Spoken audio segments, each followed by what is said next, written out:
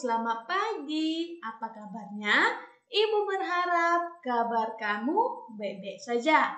Nah, berjumpa lagi dengan Ibu Elizabeth Toha. Di sini, Ibu akan menyampaikan materi pembelajaran kita yaitu tema 3B, menyayangi tumbuhan dan hewan, subtema 2, manfaat hewan bagi kehidupan manusia, pembelajaran 2. Adapun tujuan pembelajarannya yaitu yang pertama, kamu dapat menuliskan isi dan pesan yang terkandung dalam dongeng. Yang kedua, kamu dapat menuliskan keberagaman perbedaan sifat dalam keluarga. Nah, di sini Ibu akan menjelaskan sedikit apa itu dongeng dan apa itu fabel.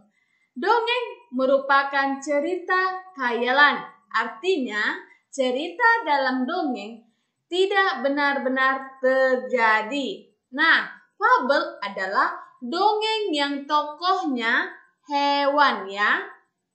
Oke, mari perhatikan buku kamu halaman 38.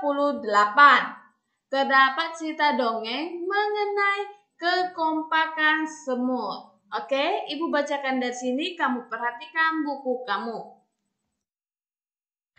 Kekompakan semut. Di tepi hutan tinggallah sekelompok semut merah. Setiap pagi, semut-semut pergi ke hutan bersama-sama. Mereka mencari buah-buahan untuk persediaan makanan mereka. Semut-semut berjalan ke hutan dengan membentuk barisan. Mereka berbaris dengan teratur sesuai arahan pemimpin kelompok mereka. Teman-teman, nanti di depan kita belok kiri ya. Ingatkan teman-teman di belakang kalian, ucap ketua semut. Semut-semut pun menyampaikan pesan ketua semut kepada teman-teman yang berbaris di belakangnya. Namun, di tengah perjalanan tiba-tiba sebuah cabang pohon jatuh. Ranting pohon itu menimpa beberapa semut dalam barisan. Barisan semut pun menjadi terputus karena ranting pohon. "Tolong! Tolong aku!" teriak seekor semut yang tertimpa ranting pohon. Mendengar ada temannya yang meminta tolong, seekor semut mengirimkan pesan kepada ketua semut untuk berhenti. Dia menyampaikan pesan itu secara berantai melalui teman-teman di depannya. Setelah menerima pesan dari anggota kelompoknya, ketua semut menghentikan perjalanan mereka. "Ada teman kita yang tertimpa ranting pohon. Ayo kita bersama-sama menolong teman kita." Sebagian bertugas mengangkat ranting pohon, sebagian lagi bertugas menarik keluar semut yang terjepit. "Apa kalian sudah mengerti?" ucap ketua semut lagi. "Mengerti ketua," jawab semut-semut kompak. Semut-semut itu pun membagi kelompok mereka menjadi 2 kelompok. Mereka menuruti aba-aba dari sang ketua semut. Semut-semut bekerja sama mengangkat ranting pohon dan menyelamatkan teman mereka. Walaupun berat, para semut tidak menyerah. Teman mereka yang tertimpa pun akhirnya dapat diselamatkan. "Terima kasih teman-teman," ucap semut yang tertimpa ranting pohon tadi. "Terima kasih juga ketua," ucap semut itu lagi. "Sama-sama. Sebagian kelompok kita harus saling tolong-menolong. Sekarang, ayo bentuk barisan lagi. Kita lanjutkan perjalanan kita," jawab ketua semut. Nah, dari cerita tadi, kita bisa menjawab pertanyaan. Pertanyaan yang pertama, apa judul dongeng yang dibicarakan gurumu tadi? Ayo, yang Ibu ucapkan tadi itu apa judulnya? Ada yang tahu? Iya, benar. Judulnya adalah Kekompakan Semut. Oke, pertanyaan yang kedua. Peristiwa apa yang menimpa barisan semut? Ayo, apa yang terjadi? Iya, benar. Yang terjadi adalah cabang pohon terjatuh, kemudian ranting pohon menimpa beberapa semut dalam barisan. Pertanyaan ketiga, apa yang dilakukan semut-semut untuk menyelamatkan anggotanya yang tertimpa ranting pohon? Apa yang dilakukan semut-semut? Ada yang tahu? Iya, benar. Yang dilakukan semut adalah mereka langsung bekerja sama, kemudian berbagi tugas. Sebagian bertugas untuk mengangkat ranting pohon, kemudian sebagiannya lagi bertugas menarik keluar semut yang terjepit. Oke, mantap. Nah, pertanyaan yang keempat yaitu, sikap baik apakah yang dapat ditiru dari dongeng tersebut? Ayo, sikap baik apa? Iya, benar. Sikap baik yang dapat kita tiru dalam dongeng tersebut adalah bekerja sama untuk menolong teman yang lagi terkena masalah. Walaupun sangat berat, semut tersebut selalu berusaha dengan gigih sampai akhirnya teman-teman yang tertimpa ranting tersebut terselamatkan. Oke? Nah, Ibu akan beritahu ada beberapa sifat buruk dan sifat baik. Sifat buruknya itu yang pertama pendusta. Itu sifat yang buruk ya.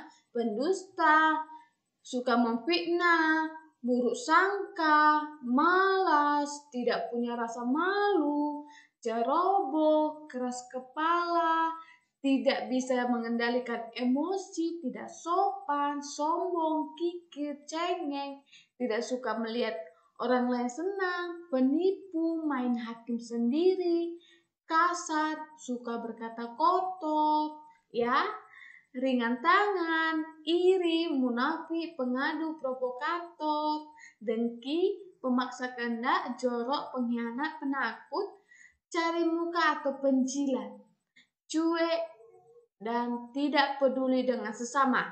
Nah, yang tadi yang Ibu sebutkan itu adalah sifat-sifat buruk manusia yang sering terjadi, ya. Salah satunya Ibu ada di salah satunya.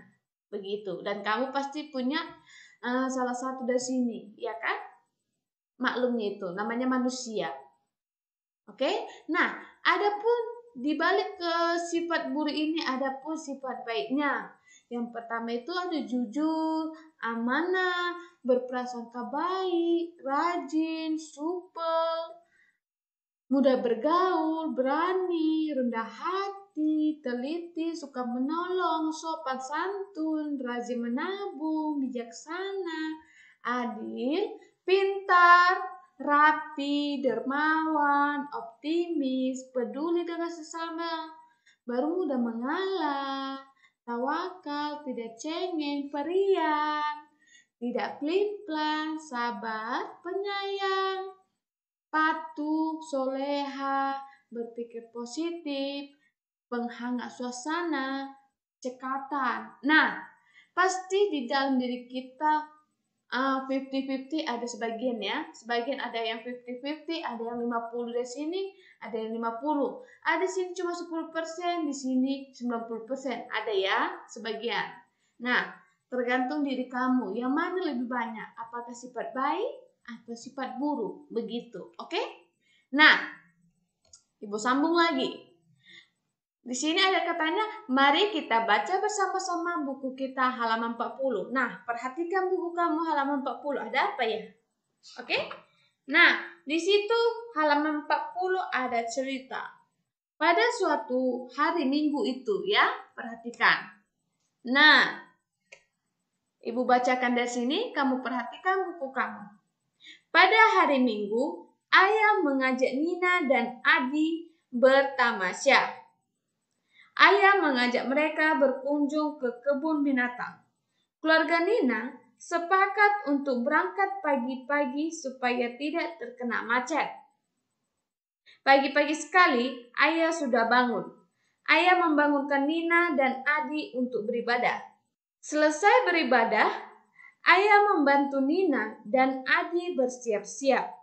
Sementara ibu menyiapkan bekal makanan di dapur dengan hati-hati. Ayah selalu mematuhi rambu lalu lintas yang ada. Setelah sampai, Nina bertugas membeli tiket ditemani oleh ayah. Nina dan ayah mengantri dengan tertib. Setelah mendapat giliran, Nina menyapa petugas loket dengan ramah. Nina juga mengucapkan terima kasih setelah memperoleh tiketnya. Oke, nah, sifat ayah di dalam cerita tersebut, sifat ayah, ibu, Nina, dan adik di dalam cerita tersebut yaitu soleh. Kenapa soleh? Tadi beribadah ya, rajin, cekatan, mau membantu liga dia. Itu cekatannya, baru peduli sesama teman atau sesama lingkungan, itu ya. Baru patuh dan sopan santun.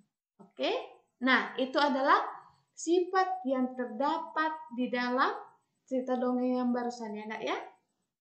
Oke, walaupun mereka berbeda sifat di dalam keluarga, mereka masih tetap saling menghargai dan memahami setiap sifat anggota keluarga. Oke, nah sekian materi yang Ibu sampaikan. Semoga bermanfaat buat kamu seluruhnya. Oke, walaupun kita belajar dari rumah, kita tetap harus semangat ya. Tetap jaga protokol kesehatan. Oke, minum vitamin banyak-banyak ya. Oke, bisa kamu perhatikan info selanjutnya melalui Google Classroom ya, Nak ya. Oke, bye-bye.